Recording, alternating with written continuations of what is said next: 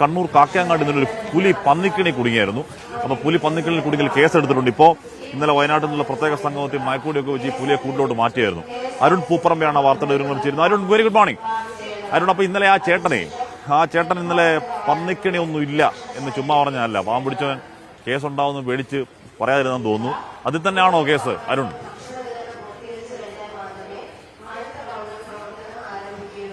അഷ്മി, കാക്കയങ്ങാട് പാല റോഡിൽ പ്രകാശൻ എന്ന വ്യക്തിയുടെ വീട്ടുപറമ്പിലാണ് ഈ പുലിയെ കെണിയിൽ കുടുങ്ങിയ നിലയിൽ കണ്ടെത്തിയത്. ഇപ്പോൾ സൂചിപ്പിച്ചതുപോലെ വയനാട്ടിൽ നിന്നുള്ള പ്രത്യേക സംഘം എത്തി മയക്കുവെടി വെച്ചാണ് RRTയുടെ സുരക്ഷിത കേന്ദ്രത്തിലേക്ക് ഈ പുലിയെ മാറ്റിയിട്ടുള്ളത്.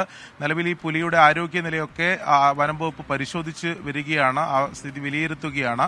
അതിനുശേഷം ഈ തുറന്നുവിടുന്നതുമായി ബന്ധപ്പെട്ട തീരുമാനമൊക്കെ എടുക്കും. അതിനിടെ ഇപ്പോൾ വനം വകുപ്പ് ഈ സംഭവവുമായി ബന്ധപ്പെട്ട് കേസെടുത്തിട്ടുണ്ട്.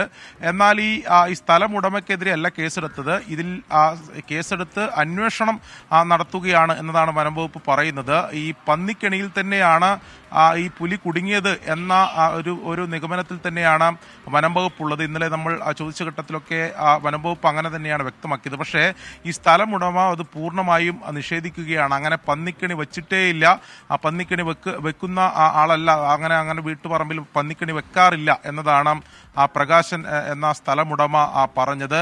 അങ്ങനെ ഈ പന്നിക്കണി വെച്ചു എന്നതിന്റെ പേരിൽ കേസെടുത്താൽ ആത്മഹത്യ ചെയ്യും എന്നതാണ് നമ്മോട് ഇന്നലെ ഈ പ്രകാശൻ പ്രതികരിച്ചത്. എന്നാലും വനം വകുപ്പ് അതിൽ അന്വേഷണം നടത്തും. അത് പന്നിക്കണിയാണെങ്കിൽ ഈ വ്യക്തിക്കെതിരെ കേസെടുക്കും എന്നാണ് വനം വകുപ്പ് ഈ ഘട്ടത്തിൽ വ്യക്തമാക്കുന്നത്.